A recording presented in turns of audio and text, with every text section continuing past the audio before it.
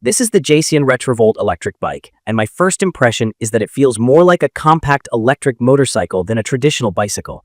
The steel frame is dense and sturdy, the long bench seat invites relaxed riding, and the 20 by 4-inch fat tires give it a planted, confident stance. It looks tough, it feels substantial, and it rides with a vibe that's more throttle cruise than pedal power from my experience. Assembly took some patience mainly because of the weight and the disc brake rotor alignment on the front wheel. The bike arrived well protected, but I still checked the fork, derailleur hanger, and brake rotors for shipping mishaps. Getting the rotor to sit cleanly between the pads and dialing in the cable tension on the mechanical discs took a few minutes. Once I tightened the cockpit, installed the pedals, and connected the headlight, it was ready to roll. If you're new to e-bikes, set aside an hour, use decent tools, and don't skip a slow torque check on all fasteners. Key features that stood out to me start with the motor and battery pairing.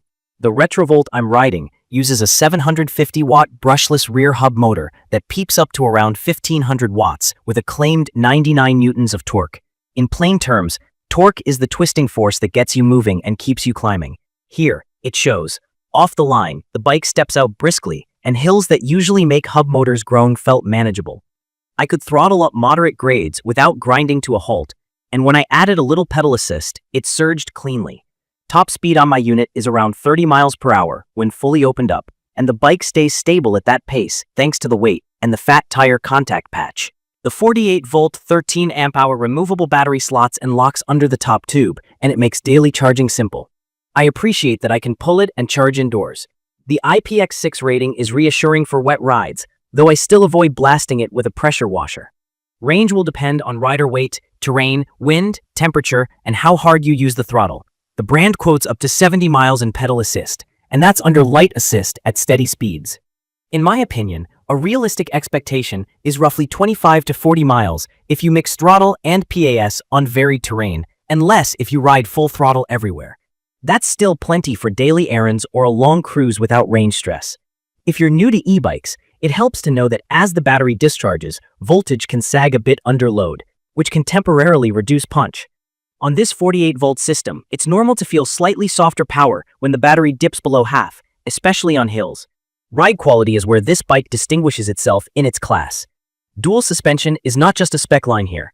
It noticeably cuts the edge off rough asphalt and broken paths. The front fork and rear coil shock soak up potholes and curb seams so I can stay seated instead of bracing with my legs. The fat tires add another layer of comfort and grip. Running them around 20 to 25 psi for pavement keeps the ride smooth without feeling sluggish. There is some rear shock bob under hard throttle, which is typical for this style and a fair trade for the comfort you get day to day. Handling is stable and predictable. The wide tires have a slight self-riding feel at low lean angles, so I'm deliberate about leaning into turns. Once leaned, it tracks smoothly. At speed, it feels planted in a way lighter bicycles don't. Brakes on my unit are cable-actuated mechanical discs. They get the job done, but they demand a firmer pull, and I noticed more hand effort during repeated stops on a long descent. Modulation is okay, not razor precise. If you're heavy or live in a very hilly area, swapping to a hydraulic setup would be a smart upgrade. If you stick with mechanical, keep the cables clean and adjusted, and bed in the pads properly to improve bite. Ergonomically, this is a moped-style ride. The bench seat is wide and cushy, great for cruising, and the upright bars keep my posture relaxed. Pedaling, however, is not the star of the show. The seat height is fixed relative to the pedals, so I don't get full leg extension. At higher speeds, I hit what riders call ghost pedaling, where I'm spinning without adding real power because the 7-speed gearing runs out. For fitness rides, this wouldn't be my pick. It shines when I treat it as an electric moped that I occasionally pedal to assist the motor or to stretch my legs. The cockpit is straightforward. An LCD screen shows speed, battery, and assist level at a glance, and the control pad is easy to reach with gloves. The throttle is a half twist on the right and responds predictably with a quick return. The headlight is bright enough for city streets, and the rear light keeps me visible. I like that the system boots fast and remembers my last assist setting. Small touch, but useful when I'm hopping on and off during errands. Weight and portability are the only parts that pushed my patience. The steel frame helps the bike carry a big payload. I've loaded it with a backpack, groceries, and still had room to spare. And the listed max of 450 pounds gives confidence. The flip side is trying to maneuver it in tight spaces or upstairs. It's heavy, and if it tips over, lifting it isn't fun. It's best stored at ground level or rolled into an elevator. For car transport, I used a hitch rack rated for e-bikes and secured both the frame and wheels. From my experience, reliability has been solid. I did a full bolt check after the first 20 miles and recentered the front caliper once. Cables stretched a touch in the first week, which is normal. I also made a habit of reseating the battery firmly after charging to avoid any rattle on rough roads. The drivetrain shifted cleanly out of the box, but I still tweaked the barrel adjuster to eliminate a minor skip under load. Use cases are where this bike makes a lot of sense. It's perfect for short to medium urban commutes, quick grocery runs, and casual weekend rides where comfort and speed matter more than pedaling efficiency. The fat tires handle gravel paths, grass, and sandy parking lots without feeling sketchy.